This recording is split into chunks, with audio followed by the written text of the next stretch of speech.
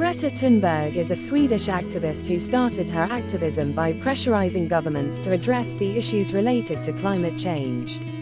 It is a very great point to note that she gathered the eyes of the world at a very young age, as she was born on the 3rd of January 2003. She went famous at the age of 15 when she staged a solo school strike outside of the Swedish parliament. She has a wide spectrum of political and social understanding because in this very young age, she included social and political rights of Ukrainian and Palestinian people. Not only that, she raised the voice for Western Sahara and Armenia. Some corners say that her young age has some conscious back support of thought and theory to raise such social and political issues in very precise and to the point way. She gained supersonic fame when she joined the flotilla for 2 times of Gaza and Palestine.